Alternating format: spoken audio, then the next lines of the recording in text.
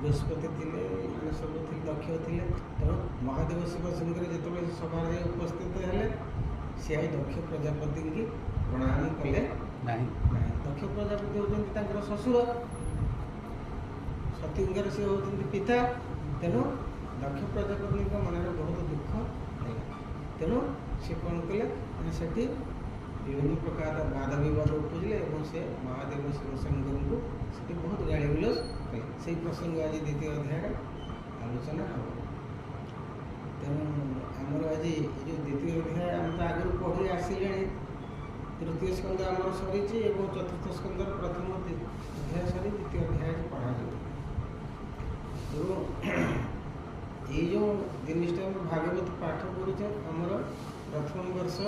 गीता पाठ है गीता आम संपूर्ण भाव अष्टादश अध्याय समाप्त होगापर तापर वर्ष आम आरंभ कले कौन ना श्रीमद भागवत आमर श्रीमद भागवत प्रथम वर्ष संपूर्ण होगापर आम द्वितीय वर्ष मान पाठ करुचे तेणु यही जिनिस को आम चाहूचे यही चैनल माध्यम अन्य जो मैंने भगवत प्रेमी अच्छा जो मैंने देखुं से अंततः टे श्रवण कले देखिले आम श्रमटी सार्थक हेब। तेणु आम अनुरोध करूँ जो मैंने चैनल को देखुं से लाइक करेंगे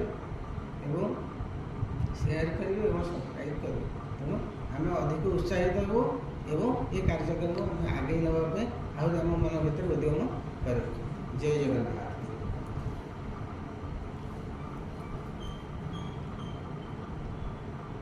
आज कार्यर ये कोई मानने भक्ति हो समस्त सब रेकर्डिंग विदुरवाच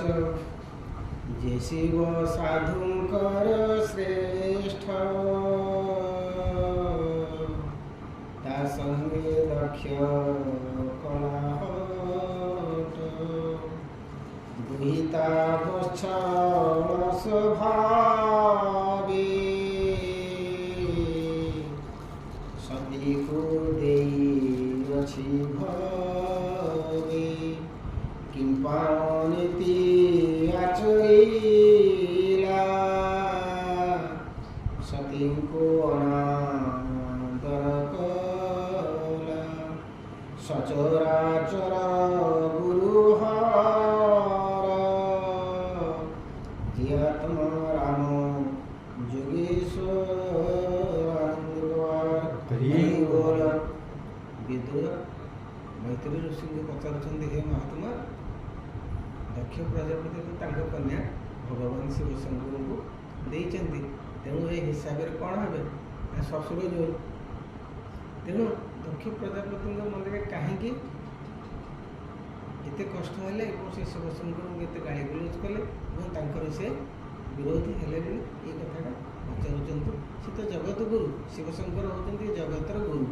तेणु सहित कहीं ये अनर्थ आरंभ कले कहीं वाद विवाद आरंभ कले भी विदुर मैत्री को पचार। शांत विग्रह निर्विकार अद्भुत महिमा जहार सम सुहृद शुद्धचित जगत बंधु विश्वनाथ। भगवान शिवशंकर होती भाया देवता भाया ठाकुर मन भर किए किसी विकार भावना ना समस्त प्रति शत्रु प्रति जहाँ मित्र प्रति से समभाव समस्त सुहृद भाव ये समस्त को अति आपणार एवं अति भल पाती। अवज्ञा किंपा कला केबा ताहांको शिक्षा देला শ্বশুর জামাতার স্নেহ কিম্পা ভাঙিলা এবে শিবଙ୍କୁ অনাদর কলা সে দুঃখে সতী প্রাণ দেলা এবাণী শুনি মোর মন চঞ্চল ভাবে ছন ছন ভৌমনি কর অনুগ্রহ কহ হে নরহু সন্দেহ। ये कथा इति परिमाण बढ़ीगला जे दक्ष प्रजापति जे अति श्रद्धा कन्या होती सती सी कौन कले नहीं शिव एवं ससुर जी बाद विवाद निजर प्राण को विसर्जन देले दक्ष यज्ञ इति बड़ अनर्थ घटीगला। कौन एमती घटना है जे इति बड़ अनर्थ दिले। मैत्रेयवाच मैत्रेय कहे सुन विदुर शास्त्र जोगे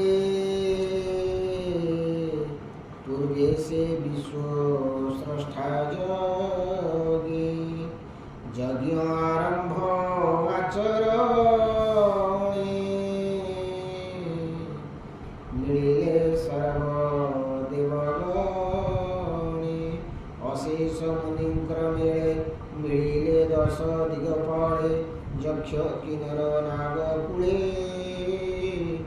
मिले पितृजे ऋषि देवता गणादि जेणे से यज्ञ को संपादे हेमंते सुरगण जेते मिले ब्रह्मांक व्रते सुर किन्नर ब्रह्म मुनि दक्षिण को सर्वे संगे घेने से दक्ष निज ब्रह्म तेजे सुंदरे त्रिभुवन गंजे आदित्य प्राय देह कांति मणि कंकण छटकंती ब्रह्मार सभा मध्य जेते ब्रह्मार सभा मध्य जेते थिले जेते निरायते दक्षर तेजे तमोबला से सभा निर्मल दिशिला सभार जने दक्ष देखी उठिले आसन उपेखी मध्ये जे ब्रह्मा शिव थिले दक्षको देखी न उठी आनंदी गवा हरि बोल। विश्वस्रष्टा यज्ञ करुले समस्त देवता माने तार प्रारंभ करने दक्ष प्रजापति की सांगे नहीं ब्रह्मा पाखे जाकि पहुँचले और से सभा चली समस्त 33 कोटी देवादेवी समस्त ऋषिमुनि मान से सभार उपस्थित अच्छा ब्रह्मा शंकर बसी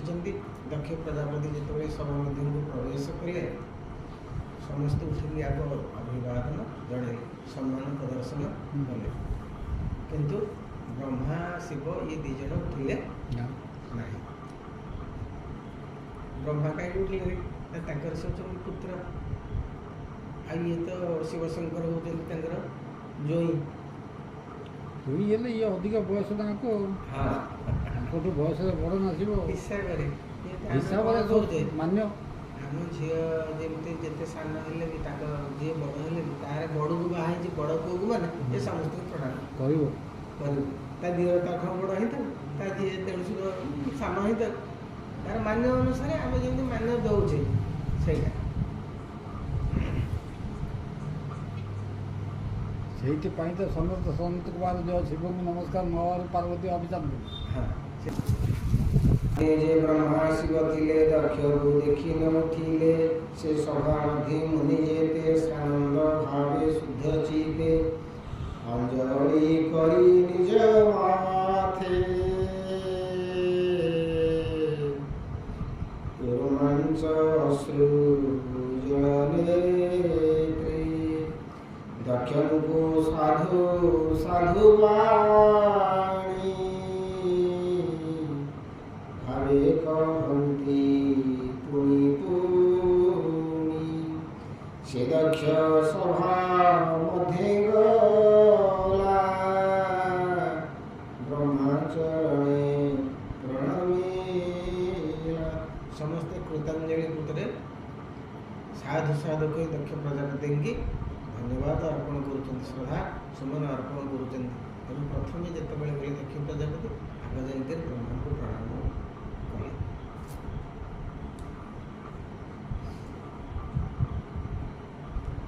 से ब्रह्मा कृतकृत्य होई दक्षं को आलिंगन नहीं निज समीपे बसाई अनेक पुरस्कार कले रुद्र जे सभा मध्ये थिले दक्षं को देखी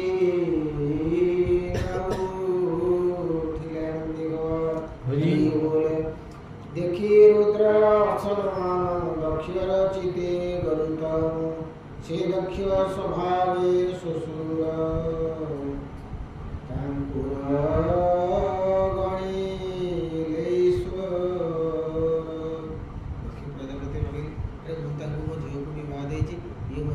जोई तेणु मुझे मोर परम पिता को नमस्कार कली मत देखिक उठिले सम्मान जाने कि मत प्रणाम कले ना तेणु आप मन बहुत क्रोध जात है अवज्ञा दोषे से प्रचंड जिन्हें उदित मारतंड पर प्रसारी सभा मध्ये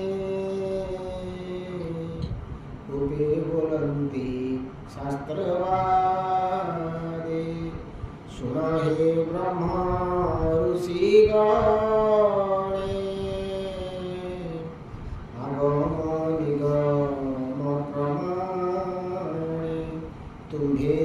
सभा मध्य अछ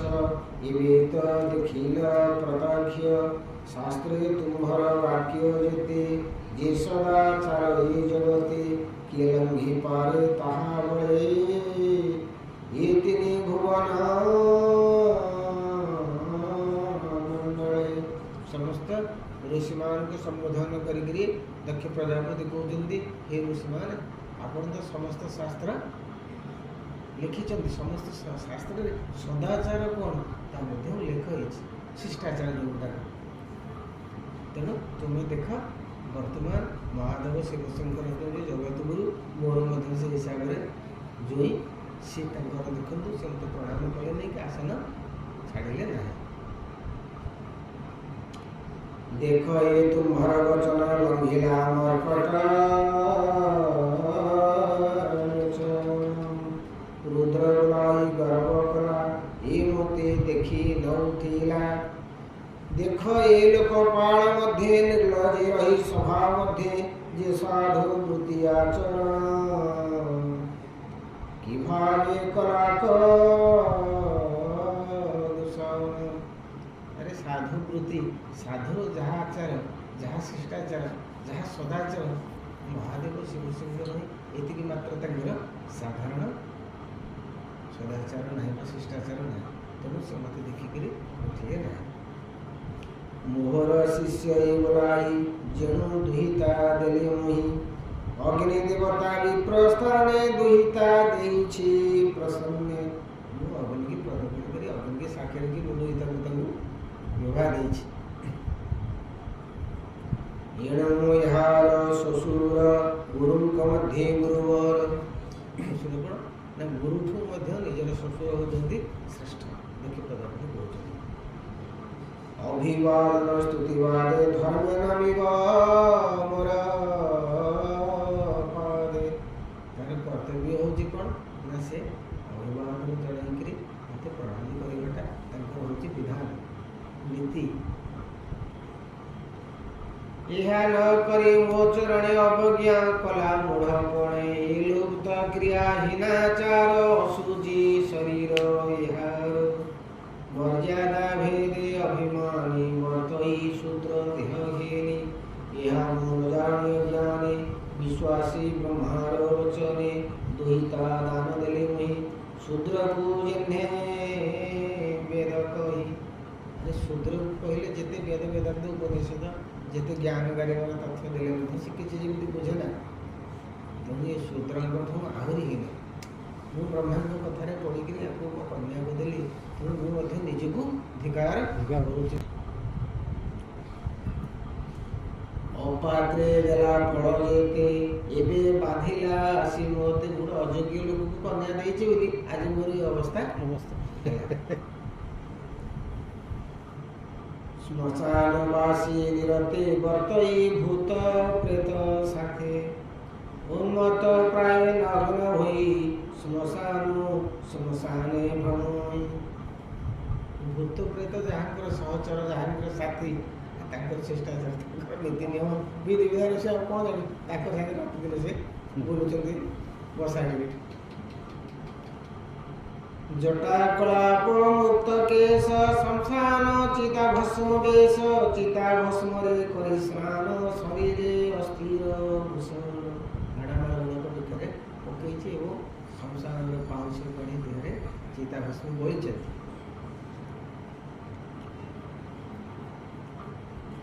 ଚିତା ଭସ୍ମରେ କରି ସ୍ନାନ ଶରୀରେ ଅସ୍ଥିର ଭୂଷଣ উন্মত ভোলে হসে মুখে নীতি বঞ্চই আত্মসুখে এহার নাম মাত্র শিব স্বভাবে অষ্ট ইয়সী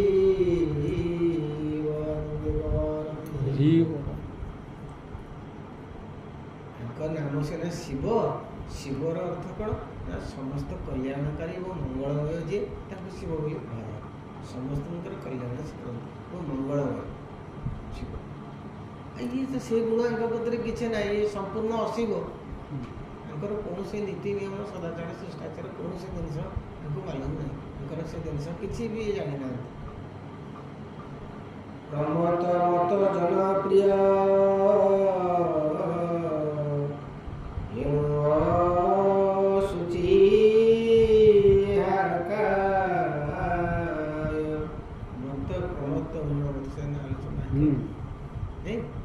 मत जी पागला प्रमत जी आउ ताठू बड़ पागला तेणु ये गोटे शुद्ध विशुद्ध पागला आ ମୁଣ୍ଡରେ କୌଣସି ଜ୍ଞାନ ଗାରିମା କୌଣସି ବିଚାର କିଛି ନା। ପ୍ରମଥ ଭୂତ ଗଣପତି ନିତ୍ୟ ତାମସ ବହିମତି ଜଣୁ ତାମସ ଜନପ୍ରିୟ ନୀତି ନିନ୍ଦିତ ଦେହ। ତେଣୁ ଇଏ ତାମସିକ ଜ୍ଞାନଙ୍କ ସବୁବେଳେ ତାମସୀ ଲୋକଙ୍କ ସହିତ ଇଏ ଯେହେତୁ ମିଶୁଛନ୍ତି, ତାମସୀ ଲୋକ ଭୂତ ପ୍ରେତ ମାନେ କ'ଣ ସେଟା ତାମସୀ ପରିସର, ସେଇଟା ତାମସୀ ମାନଙ୍କ ସହିତ ସାଥୀ ହେଉଛନ୍ତି। ତେଣୁ ଆଙ୍କର ବୁଦ୍ଧିଟା ହେଉଛି ତାମସୀ ବୁଦ୍ଧି। ତାମସୀ ବୁଦ୍ଧି ଅର୍ଥ କ'ଣ ନା ଅଭିମାନ ଅହଙ୍କାର ଆଙ୍କର ହେଉଛି ସର୍ବସ୍ୱ। ଆମେ କାହାକୁ ଖାତିର କରିବୁ ନାହିଁ, ଆମେ କାହାକୁ ସମ୍ମାନ ଦେବୁ ନାହିଁ, ଆମେ କାହାକୁ ଭଲ କହିବୁ। ଅହଙ୍କାରର ଇଏ ହେଉଛି ପ୍ରତୀକ।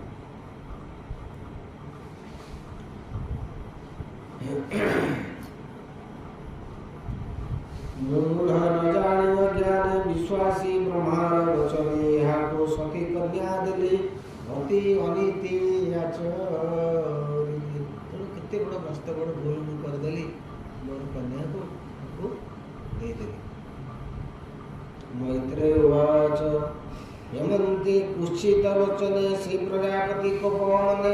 दुर्बुद्धि कोण आचर्य गिरीशे बहु निंदा कला। तक्षणे उठी कपाले हस्तांजलि भरी जले,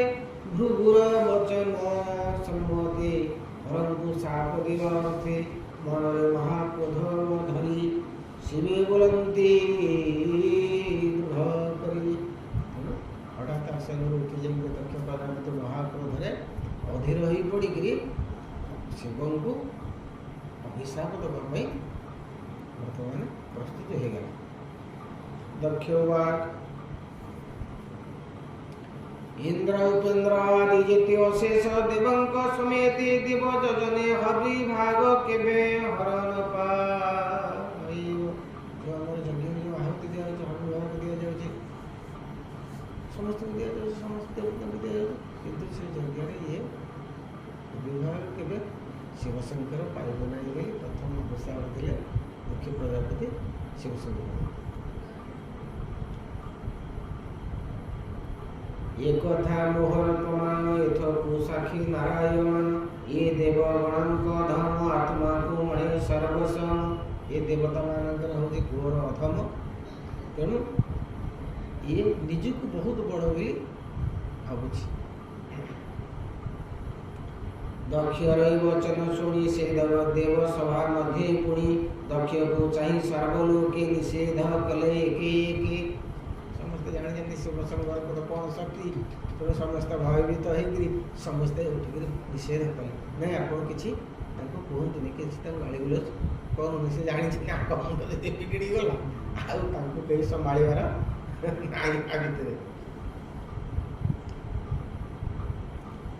ଦକ୍ଷକୁ ଚାହିଁ ସର୍ବଲୋକେ ନିଷେଧ କଲେ ଏକେ ଏକେ। ସେ ଦକ୍ଷ କୋପେ ଅଭିମାନୀ ଦେବଙ୍କ ବଚନ ମାନନ୍ତି। କ୍ରୋଧ ମୁଣ୍ଡରେ ଆସି ପଶିଯାଏ। ସେ ସମସ୍ତଙ୍କର ଆପଣ ବୁଦ୍ଧି ପ୍ରତି ବିବେକକୁ ସେ ଖାଇଦିଏ, ପୁରା ନଷ୍ଟ କରିଦିଏ। ଆପଣ କହିବେ କ୍ରୋଧରେ ଉଦାସନ ଭଳିଆ ଜଳୁଥିବ, ସେଠି ଆପଣଙ୍କର ବୁଦ୍ଧି ବିବେକ ଆଉ କିଛି ନଥିବ।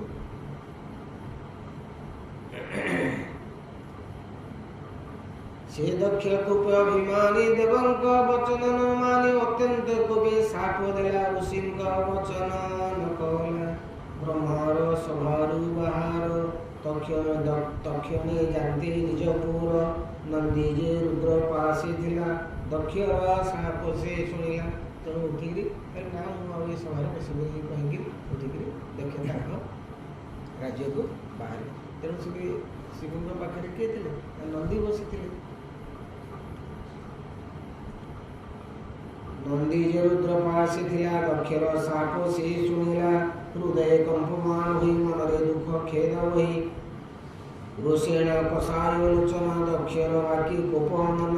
ଦକ୍ଷକୁ ପ୍ରତିଶାପ ଦେଇ ବୋଲେ ସଭା ଜଣେ ଚାହିଁ। ଯେହେତୁ ଆଙ୍କର ଅତ୍ୟନ୍ତ ବିଶ୍ୱସ୍ତ ଭକ୍ତ ହେଉଛନ୍ତି ନନ୍ଦୀ, ତେଣୁ ସେ ଆଉ ମାଲିକର ପ୍ରଭୁଙ୍କର ଅପମାନକୁ ସହ୍ୟ କରିପାରିଲା ନାହିଁ। କହିଲା ନା ମୁଁ ଆକୁ ବି ମଧ୍ୟ ପାନେ ଦେବି, ଇଏ କ'ଣ ଖାଲି ଶୁଖିଲାରେ ଖସି ପଳାଉଛି। ତେଣୁ ସିଏ ମଧ୍ୟ ଉଠିକି ଠିଆ ହେଇକିରି ବହୁତ କ୍ରୋଧରେ ଜର୍ଜରିତ ହେଇକି ଦକ୍ଷକୁ ଅଭିଶାପ ଦେବା ପାଇଁ ପ୍ରସ୍ତୁତ ହେଲେ। ଦକ୍ଷର ମତି ଯେତେ ଥିବେ ଶାପ ଭଲେ ସେ ପାଇବେ। दक्ष पूजवारोधिवे विष्णुवे दुरह्या होइबे दक्ष प्रजापति की कहीं पूजा नहीं तांकर आराधना कहीं यदि आराधना जी करिवो से विष्णुଙ୍କର ଦୁୟା ଦୁଇ ଅଭିଶାପ ଦଉଛି ବୋଲି ନନ୍ଦୀ ଠିଆ ହେଇକି କହିଲେ। କ୍ରୋଧ ଗୋଟା ଜିନିଷ ଦେଖନ୍ତୁ କେତେ ବ୍ୟାପି ଯାଉଛି ଆସ୍ତେ ଆସ୍ତେ ଦି ଜଣଙ୍କ କଥା କେତେ କେତେ ଜଣଙ୍କ ଭିତରେ ତାର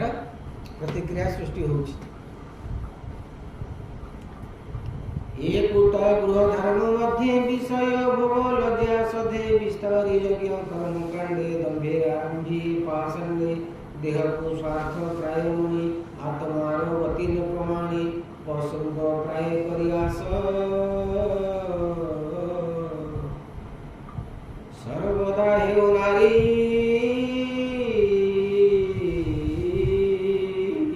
वस ए दक्ष छाग मुख हेउ कौन कहले ना दक्ष प्रजापतिर आत्मज्ञान केवे हेले लाभ तार केवे सद्गति प्राप्त न हो तार सर्वदा नारी बसरे ये रहिब काम क्रोध लोभ मोहर अधीन होकर रहिब एवं कौन हो ना आर मस्तक छेद नहीं छागर मस्तक आर या मुंडे ये मस्तक रहिबार यथार्थता नहीं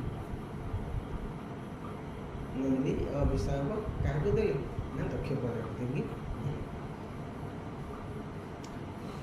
अविद्या मार्गे विद्या कल्पी लाभे लाभ बुद्धि स्थापी छागर समान अति स्वयरे ज्ञानहीन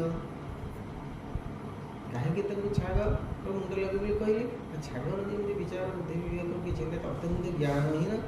तेणु इसी प्रकार कर्म ये कला तेणु आर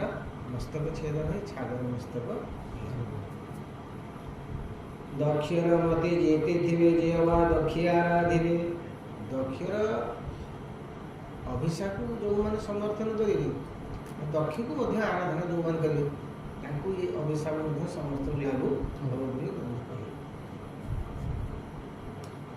अशेष जनि से पाइबे जन्म मरण संचरिबे पशु हिंसिबे कर्म मते ज्ञान बळे विमोहिते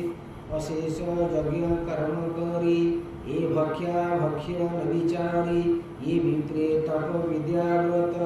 अशेष काम्य फलरत चित्त इंद्रिय देहमी जाचक प्राय श्रम भूमि भ्रमिबे इह परलोके अरुद्र मार्गे अतिरके एमंद साप देला बेले से नंदी सुर कोपा बेले भृगुजे सभा मध्य थिले मंदिर साप से सुनिले सेठी भृगु ऋषि थिले से मध्य अंकर होचंदी जामाता दक्ष प्रजापति से तले दिन से सुनिले जे बहुत बड़ अभिशाप दक्ष प्रजापति देदेले कि नंदी से मध्य क्रोधरे जर्जरित ही से मध्य अभिशाप देवा प्रस्तुत हो गले जेमती आम गोटे साधारण गाँव में गोटे गंडगोल हेले आपंकर मोर है से 5 जन आसिक से आउ भी गोटे बड़ गंडगोल सूत्रपात हुए ऑटोमेटिक ताधे से आपको किए समर्थन करे मत किए समर्थन करे एमती हाँ हाँ से गोटे गोटे विराट गंडगोल से सेमती गोटे अवस्था है भितर हो अन्य मान तार प्रभाव पड़े अन्य प्रभावित होकर क्रोधर वशवर्ती ये प्रकार सब अभिशाप दे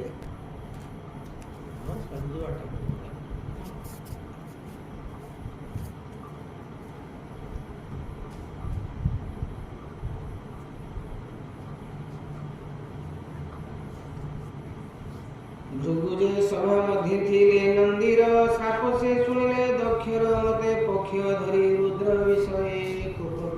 से दक्ष प्रजापति की समर्थन कले ये दक्ष प्रजापति जहाँ कहते ठीक कहते से ब्रह्मदंड दुरतय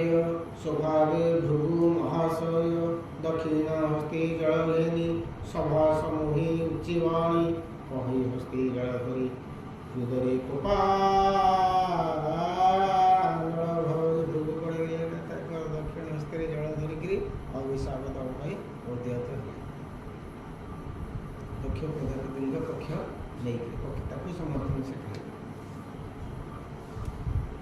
যে শিবগত এ জগতে করিব চিতরয়তে সে শাস্ত্র মত নয় পাষাণ্ড হন্তু তম ধরি দুষ্ট সূচি মূঢ় বুদ্ধি পাষাণ্ড পড়ে যে প্রসিদ্ধি ভূষণ জটা ভূষণস্তি শিব পূজন্তু ଦୃଢ଼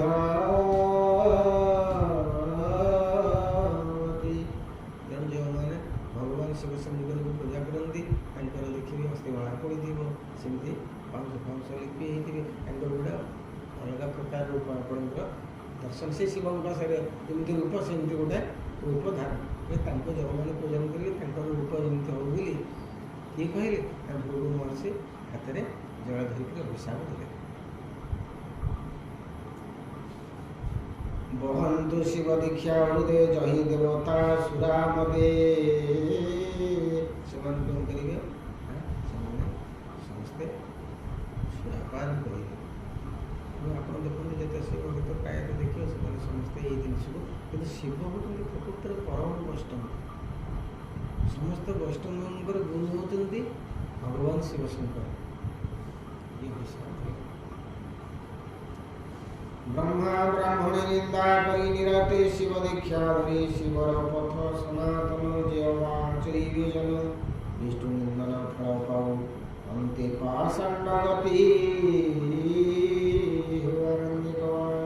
हरि बोल मैत्रेय उवाच हेमंत भृगुवाक्य शुणी सभार मध्यम सुरपा अल्प विमना होई उठी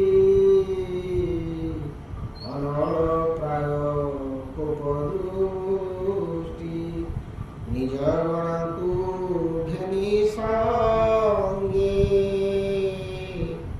मिले निज स्थाने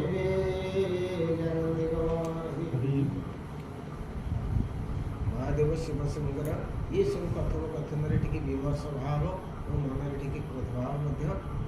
आसा कि से क्या किसी कहले सेमती सी उठिक शिव को लेकर कैलाश को फेरगले। शिव मने मुनि गणे आगम निगम प्रमाणे तदन्ति विश्व स्रष्टा माने सहस्र वत्सर प्रमाणे यथा विधाने यज्ञ सारी श्यामभृत स्नान करी प्रयागी यमुना सहित जह्नवी होइछि मिलित तहि सकले स्नान सारी गमिले निज निज पुरी आनंद हरि बोल विष्णु चरित सुधारस कहि जगन्नाथ दास भाषा प्रबंधे भागवत अमृत रस मय गीतानंद गौर हरि हरि ये श्रीमद्भागवते महापुराणे परमहंस संहिता चतुर्थ स्कंदे दक्ष शाप नाम द्वितीय अध्याय तृतीय अध्याय पितार यज्ञ देखा इच्छन्ते सती शिवता जेपरी करिले निषेध तृतीय अध्याय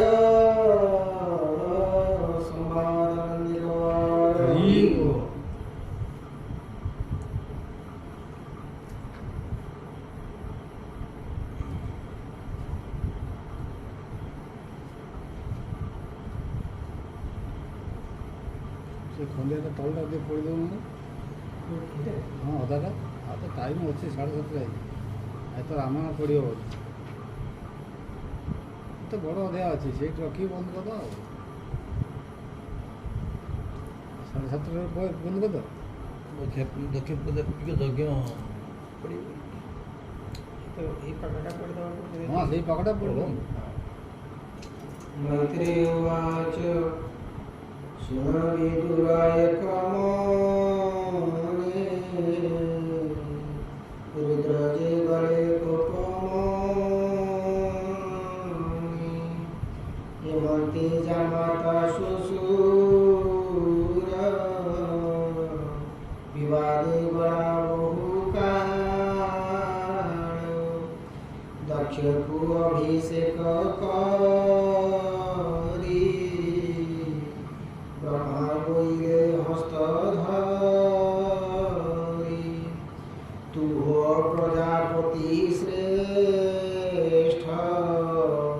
अपरे सर्वे तो कनिष्ठ कमल जोनि जेते बेले दक्ष को शुभ लग्न सकल मुनि मनुगणे स्थापिले प्रजापति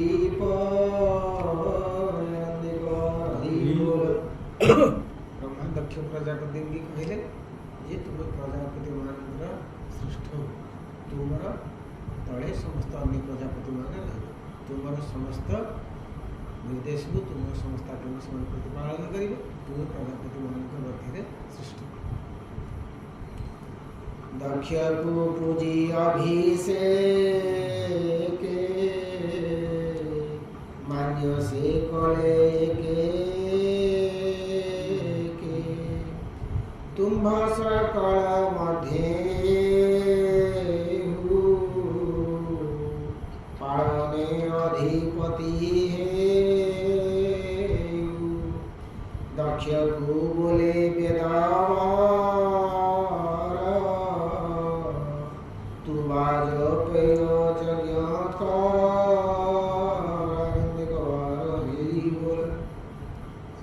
सेठी दक्ष को यथाविधि मान्य करिकरी सेवन करथिले तांको प्रजापति मान श्रेष्ठ करके ब्रह्मा कहले तुम वाजपेय यज्ञ दक्ष प्रजापति से दक्ष मन गर्भ कला रोषे रुद्रं गुण बरिया भृगुं कला पुरोहित संगे घिरेण मुनि संत वाजपेय यज्ञ दक्ष प्रजापति कहले सेठी दक्ष पुरोहित हिसाब रे भृगुं से निमंत्रण देले समस्त देवता ऋषि मान को निमंत्रण कले महादेव शिव शंकर को छाड़ी लास्ट से है नहीं गुरु माड है नहीं बुझे तो माडले जो सब छाड़ी पड़े के कर से जगे बृहस्पति नाम सुनीला जक्षं कौताम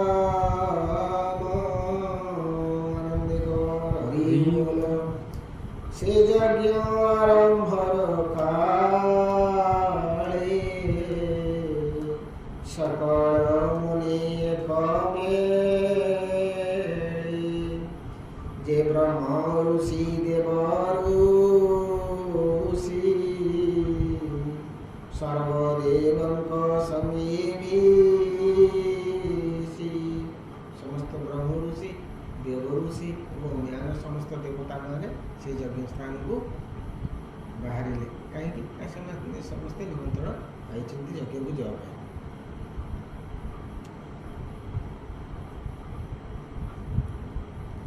पितृदेवता ऋषि जने पत्नी की घिने दिव्य जाने जगे जगे गमन्ते युथे युथे गीत सुवाद्य शून्य भवति आकाशे विमान गहळ चलन्ते शुभे मुखगोल शेषति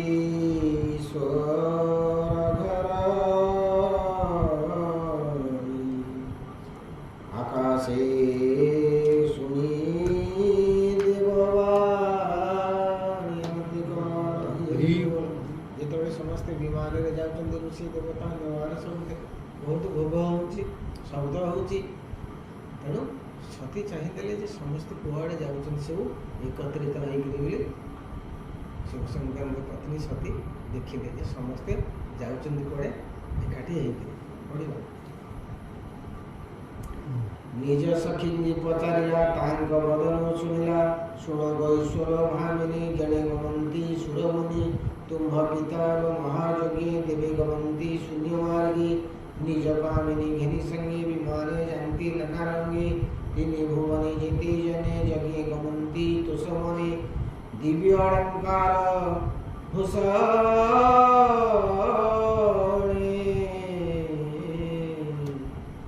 ବିମାନେ ବସି ବଧୂଗଣେ ସ୍ୱାମୀଙ୍କ ସଙ୍ଗତେ ଚଳନ୍ତି ଦେଖ ଗଗନେ ପନ୍ତି ପନ୍ତି নক্ষত্র গণ প্রায় শোভা কিবা উপমনে দেবা তার শুনে গগনকু চাহি অম্বিকা মধি বিচারই দেখ ভাগ্য কর্ম মরা মোহর স্বামী মহেশ্বর মা বিচার করছেন মা পার্বতী সতী বিচার করছেন যে কেতে বড় ভাগ্য মোর ସମସ୍ତେ ନିମନ୍ତ୍ରିତ ହେଇଛନ୍ତି ଯଜ୍ଞକୁ ମୋର ସ୍ୱାମୀ ହେଉଛନ୍ତି ମହେଶ୍ୱର ମହାଯୋଗୀ ତେଣୁ ତାଙ୍କୁ ନିମନ୍ତ୍ରଣ ହେଇନାହିଁ। ମୋହର ପିତା ଯଜ୍ଞ କାଳେ ମୁହିଁ ନିରାଶ କର୍ମ ଫଳେ ମୋର ସ୍ୱାମୀ କେ ନରିଲା ଅବହେଳନ ମତେ କରା ମୋହର ପିତାର ଦୟା ନାହିଁ କେ ଏହା ସବୁ ଦେହ ହୋଇ ଅନନ୍ତ ଭାଳି ଦେବୀ ମନେ ମିଳିଲେ ସ୍ୱାମୀ ସମିଧ୍ୟାରେ ହୃଦୟ ଶୋକ ଭର ହୋଇ ବୋଲନ୍ତି ରୁଦ୍ର ମୁଖ କାନ୍ଦି କାନ୍ଦିକିରି ଭଗବାନ ଶିବ ଶଙ୍କରଙ୍କୁ କହୁଛନ୍ତି। ସତୀବାଚ ଭୋନାଥ ଶୁଣ ପଶୁପତି ତୁମ୍ଭ ଶ୍ୱଶୁର ମହାମତି ଯଜ୍ଞ ଆରମ୍ଭେ ପୁଣ୍ୟ କାଳେ ତା ଶୁଣି ସର୍ବ ଦେବୀ ଚଳେ ମୁନିଏ ସ୍ୱପତ୍ନୀ ସଙ୍ଗତେ ଶୁନି ଗମନ୍ତି ଦିବ୍ୟ ରଥେ ଦେଖ ଏ ମୁଖ ରାଗ ମୂଳ ପୁରିଛି ଗଗନ ମଣ୍ଡଳ ଦେଖ ଆନନ୍ଦେ ଦେବ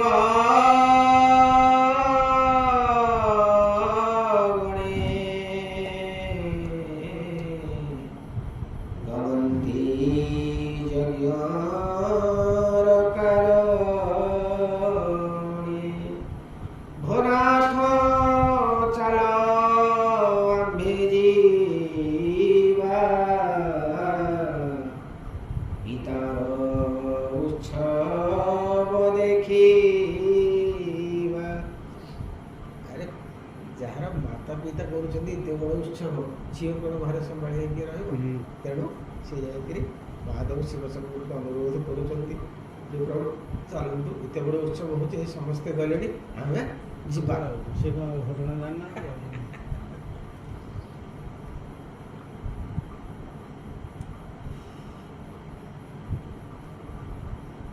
যজ্ঞ উৎসব পিতা করে বড় ভগিনী সহোদরী যান্তি স্বামী সঙ্গে ঘেনি সঙ্গে যজ্ঞ দেখিবে মনোরঙ্গে নিবে তুম সঙ্গে ଯିବି পিতার উৎসব দেখিবি মাতাকু দেখিবি নয়নে ভগিনী গণকু সুখ মনে ভোলানাথ আজ্ঞা দিও মতে জীবই তুম্ভর সহিতে হো দেব দেব পশুপতি কে জানি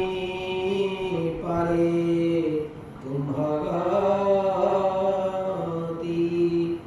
তুম্ভ গোচরে বিষ্ণু মায়া কে জানি পারে নাথ ইহা হে অজ তোহর মায়ারে আশ্চর্য নির্মাণ সংসারে তথাপি স্ত্রী জন্ম মর কাহু করিবি গোচর ମୋ ଜନ୍ମ ଭୂମିର ଦର୍ଶନେ ଇଚ୍ଛା ବଳିଲା ମୋର ମନେ ଆନନ୍ଦେ ଗର ପ୍ରଭୁ ଆପଣଙ୍କୁ କିଏ ବୁଝେଇ ପାରିବ? ଆପଣ ହେଉଛନ୍ତି ଅଜୟ। ଭଗବାନ ଶିବଶଙ୍କରଙ୍କର ଜନ୍ମ ମୃତ୍ୟୁ ଅଜୟ ଅର୍ଥ କ'ଣ ନା ଭଗବାନ ଶିବଶଙ୍କର ଜନ୍ମ ମୃତ୍ୟୁର ଅଧୀନ ନୁହନ୍ତି। ଆଉ ସମସ୍ତ ବିଷ୍ଣୁ ମାୟାକୁ ଆପଣ ଜାଣିପାରନ୍ତି। ଭଗବାନଙ୍କର ଯେଉଁ ମାୟା ଶକ୍ତିର ପ୍ରଭାବ ଆପଣ ତାକୁ ଭଲ ଭାବରେ ଜାଣିଛନ୍ତି। ତେଣୁ ମୁଁ ଆପଣଙ୍କୁ ଅନୁରୋଧ କରୁଛି ଆପଣ ମୋ ସହିତ ଚାଲନ୍ତୁ, ଆମେ ଯଜ୍ଞ ଉତ୍ସବ ଦେଖିବା। ମୋ ଭଗିନୀ ମାଆଙ୍କୁ ମୁଁ ଦେଖିବି, ମାଆକୁ ଦେଖିବି, ଅନ୍ୟାନ୍ୟ ବନ୍ଧୁ ପରିଜନଙ୍କୁ ଦେଖିବି, ସମସ୍ତଙ୍କ ସହିତ ଟିକେ ସମ୍ଭାଷଣ ହେବି। ଆପଣ ଦୟାପୂର୍ବକ ଅନୁମତି ପ୍ରଦାନ କରନ୍ତୁ ଏବଂ ମୋ ସାଥିରେ ଚାଲନ୍ତୁ ବୋଲି ପ୍ରଭୁଙ୍କୁ ନିବେଦନ କରୁଛନ୍ତି ସତୀ।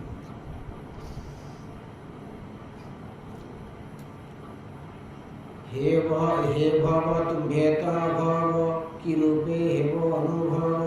बंधु विरहिते दुख तहिरे तुम्हेत विमुख। प्रभु आपण होचंदी गुणातीत। ये संसार विषय रे आपणकर ये जिन कुआड़ू जानवे जे बंधु मान को न देखिले बंधु मान विरह कि दुख हुए, आत्मीय स्वजन के न भेटिले कि दुख हुए। तेणु आपण होचंदी भव, ଆପଣ ହେଉଛନ୍ତି ଅଜନ୍ମ, ଆପଣ ହେଉଛନ୍ତି ସବୁର ଅତୀତ, ଦୁଃଖ ସୁଖରୁ ଅତୀତ, ଗୁଣରୁ ଆପଣ ଅତୀତ। ତେଣୁ ପ୍ରଭୁ ଆପଣ ଏ ଜିନିଷକୁ ବୁଝିପାରିବେ। ତେଣୁ ମୋ ମନରେ ବହୁତ କିଛି ଦୁଃଖ ଆସୁଛି, ମୁଁ ଟିକେ ମୋର ପ୍ରିୟ ପରିଜନମାନଙ୍କୁ ଯାଇ ଦର୍ଶନ କରିବି। देख हे प्रभु शून्य पथे देवे गमंती जुथे जुथे जिसने राज हंसपंथी विमान मान शून्य जानती मोर पितार पुरे जाई यज्ञ देखिबे सुख वही भनाथ सुन पशुपति तुम्भ चरणे मोरंगति मुह्या सहिबी के मंते शरीर वही जगति पिता जननी भगिनी गणे दिव्य भूषण आभरणी यज्ञ आरंभे सुख भले थिबे सकले एक मेले समस्ते सेठी एकाठी थे मु नथिबी। तेणु ये जिनिसटा बहुत किसी मत दुख दूसरी। तेणु प्रभु आप चलते मो साथी बोली प्रभु अनुरोध कर महाशक्ति। पिता भरता गुरु सदने जोगाई जीवा चरणे भुनाथ सुन सदा शिव देवे अवरणे न जीव मुझी आज्ञा दियो मते प्रसन्न मन शुद्ध चेते। यदि आप कहते से आमको निमंत्रण करना पूरण करना तथापि आपंकर जीवाटा उचित नुह कहीं आप मु झील झीवर वर्ण अवर्ण किसी मत आप अनुमति प्रदान करूँ मुझी ईश्वर उवाच महादेव शिवशंकर कहले मैत्री उवाच हेमंत प्रिया मुख शुणी ईश्वर स्थिर चिते गुणी स्वभावे जगत ईश्वर जगत जान खेलन अड़प अपमान वही कहती पत्नी मुख चाही स्वरूवाच सुन सुंदरी कहूँ तो ते तुझे पचारिलु मोती साधु विचार ये तो शुद्ध सुंदर मनोहर बंधु को बंधु भाव भले अमान्य कले महेले तही न थाई अपमान केशव पुनि दुर्वचन विद्यार बले तप नाही सुंदर बापू भय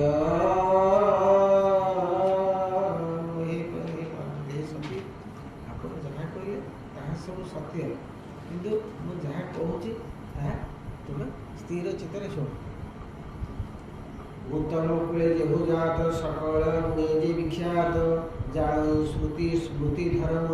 आगम निगम जे कर्म से गुणी अविवेक बले बंधु निर्दयी अवहेले महत तेज सेन सहे धीरते मने गर्व ही। दक्ष प्रजापति कौन साधारण लोक से समस्त शास्त्र विशारद समस्त आगम निगम समस्त दर्शन समस्त वेद समस्त पाठ कर से भाग्यानी। तेणु सी साधारण लोक नुह जे सी जानी पारे कि निमत से जानी शुणिक ये सब जिनस कर जानिक करना बंधु निंदय अवहेले से पुणी अविवेक बले महत तेज से न सहे निरते मने गर्व वही अज्ञानवादी गुलिताणी सुख न लभे संसारी जे प्राणी अभ्यागत देखी वक्र बदले बुझिया कि बंधु हेले आण तुही ता गृहे जीवन जुआ। अरे बंधु आसुछि बोली जो लोक देखिक मुँह बुलाई दे से जना पड़गला सी चाहू नहीं पुता करू धर आप घर को मुझे आपड़ी मुँह बुलाई दी चलीगले जना पड़ा जे मोर जीवाटा को आप पसंद करूना आदि पसंद करते आप अत्यंत उल्लसित हो प्रफुल्लित हो आसिक स्वागत आसतु आसतु कौड़े आसिले बोली आप अभिवादन जन था समरे अरिबाण भाई अंगरे तेड़े पापिड़ा नहे कहले हे देवी बंधु बंधु को देखी जब मुँह बुलाई दिए ता द्वारा मन जिते आघात लगे मोर कलव अत्यंत मत देखी से मुँह बुलाई देले मो मन जिते आघात लगे युद्धे जदि गोटे योद्धा अन्य जन युद्ध हाणी पकेब ताको से कष्ट लगे नहीं बोली माँ को कहते महादेव शिवशंकर साधारण कथा नुह तेणु से चाहूना आम से जावाई से जीवटा केमती उचित हम समरे अरिवाण भाई अंगरे तेड़े पीड़ा नहे बंधुर कुवचन वाणी अदेशे दहे मन प्राणी बंधुर कुवचन बंधु प्रकृत में आप गाड़ी गुलज कर आप वंचित भाषा से मनोराव लिख सब मन पड़ू जिते गोटे कथा प्रसंग के मन पड़ो अरे मत घर को जाइली कि सी मत देखिक ये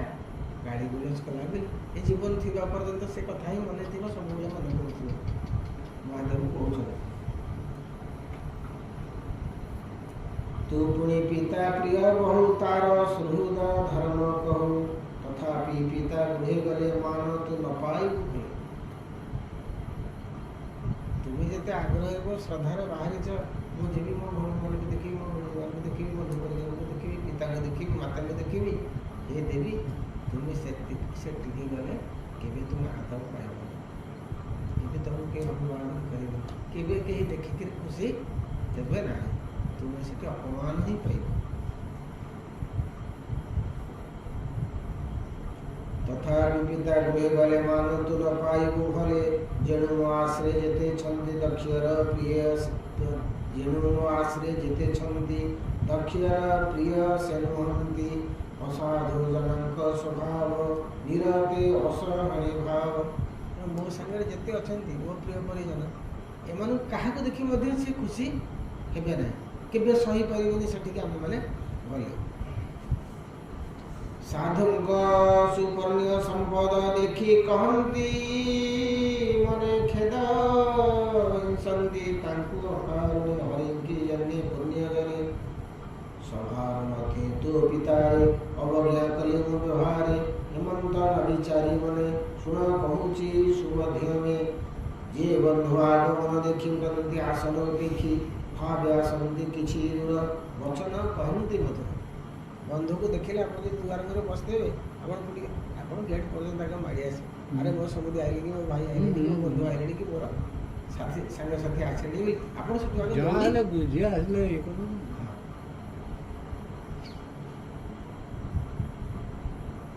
जे बंधु आगमन देखी उठंती आसन पेखी भाव्या संति किछि दूर वचन कहती मधुर अति स्नेह परिचिते फुल कहि मुदगते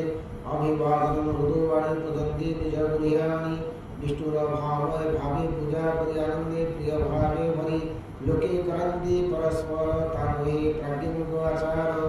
से विष्णु शुद्ध सत्वमय प्रकाशे जीवरा हृदयानंद गवार हरि बोल तेणु बोलाए वासुदेवा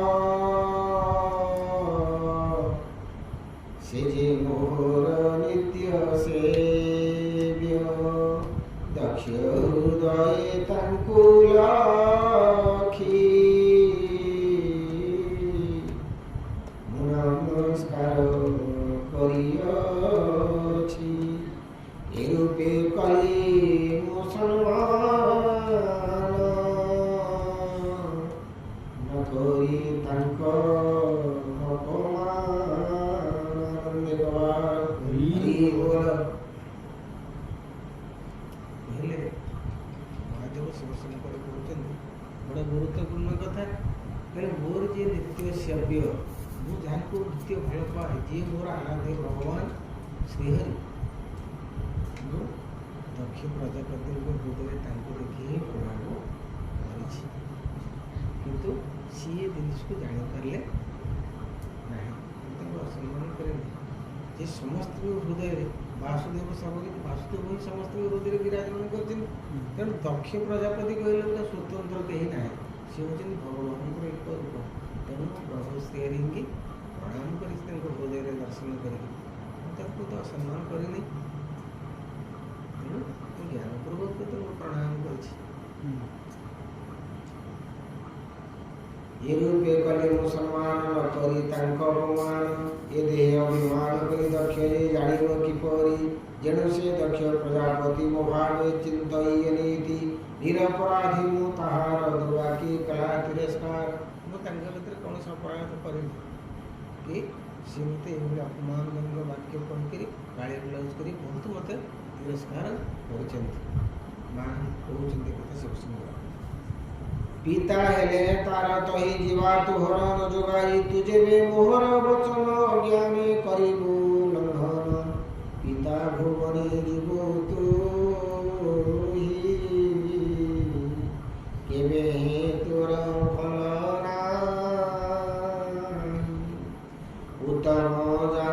উত্তম জন জান যে সুজন পরা কেবে হে তার ভাল নাহি হেমন্ত দেবী আগে কহি স্থির হইলে উমাকান্ত কহি দাস জগন্নাথ শ্রীমদ্ভাগবত মহাপুরাণে পরমহংস সংহিতায় চতুর্থ স্কন্ধে কুমারদ্র সংবাদ নাম তৃতীয় অধ্যায় চতুর্থ অধ্যায় শিবଙ୍କୁ লঙ্ঘি সতী যাই পিতার অপমান পাই বসে তেজিলে কଳିবর চরিত চতুর্থ অধ্যায়। Hare Krishna, Hare Krishna.